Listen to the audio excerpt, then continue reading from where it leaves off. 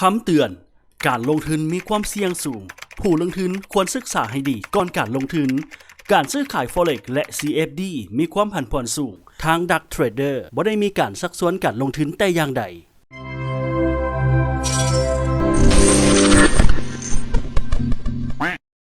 สบายดีต้อนรับเข้าสู่ Dark Trader สำหรับในวันนี้เราจะมาแนะนำวิธีเกี่ยวกับการถอนเงินเข้าบัญชีของเรานั่นเองเนาะสำหรับท่านไหนที่ว่าเทรดจากทาง Xnet แล้วเนาะได้กำไรอยากจะถอนเงินวิธีในการถอนเงินเฮ็ดแบบใดเนาะก่อนอื่นเราต้องเข้ามาในหน้าต่างลักนี่เสียก่อนและเลือกว่าเราจะถอนเงินจากบัญชีใดบางคนบางท่านอาจจะมีหลายบัญชี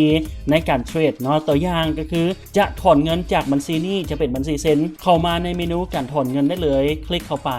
หลังจากที่ว่าเราตืมเงินอยู่ในคลิปก่อนหน้านี้แล้วจะเป็นตืมผ่าน Mastercard เฮาตืมเงินผ่านช่องทางใดเฮาก็ควรที่จะถอนเงินช่องทางนั่นเองเนาะคือตัวอย่างแอดมินตืมผ่าน Mastercard เนาะมันจะมีการเซฟหรือว่าบันทึกรหัสบัตรหรือว่าบัญชีของเฮาโดยอัตโนมัติกันเลยเนาะแล้วก็ให้เฮานี่เลือกว่าเฮาจะถอนเงินผ่านช่องทางใดตัวอย่างเนาะถอนเงินผ่าน Mastercard คลิกเข้าไปได้เลยและในหน้าต่างการถอนเงินแบบนี้เนาะมันจะมีหน้าต่างของการถอนเงินซึ่งว่าในส่วนนี้เนาะเฮาตืมเงินเข้าไปแต่ว่าเฮาบ่ทันได้เทรดกันเทื่อจะขึ้นมาในหน้าต่างการขอเงินคืนวิธีเดียวกันเลยกับการถอนเงินเนาะเฮาเลือกบัญชีซึ่งว่าจะเป็นบัญชีเทรดของเฮาและใช้จำนวนเงินที่เฮาจะถอนขั้นต่ำจากทาง Mastercard นี่นะก็คือ$1ขึ้นไป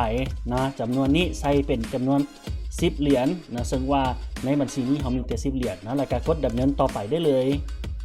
กดดำเนินต่อไปให้เฮากวดเบิ่งว่ารายละเอียดบัญชีของเฮานี่ถูกต้องตามบัญชีของเฮาหรือบ่เนาะถ้าว่าถูกต้องแล้วกดยืนยันและในส่วนนี้เนาะเราจะมีรหัสยืนยันผ่าน SMS นี่เลยเนาะเข้ามาที่อีเมลของเราและกรอกรหัสยืนยันเข้าไปและกดยืนยันได้เลยอันนี้แสดงว่าการถอนเงินของเรานี่สำเร็จเป็นที่เรียบร้อยแล้วรอท่าบ่จักนาทีนะให้เงินเข้าบัญชีของเรานั่นเองและที่สำคัญสำหรับท่านที่ว่าขอเงินคืนนี่อาจจะใช้เวลาหน่อยนึงนะอาจจะบ่ไวเท่ากับการถอนเงินจากบัญชีเทรดหรือว่าจากกำไรผลการประกอบการในการเทรดของเฮานี่เนาะสำหรับท่านใดที่ว่ามีปัญหาติดขัดอย่างต่างๆสามารถสอบถามผ่านทางแชทได้เลยเนาะหรือว่าสอบถามจากทาง Dark Trader ก็ได้เช่นเดียวกันและพบกันใหม่ในคลิปต่อไปสบายดี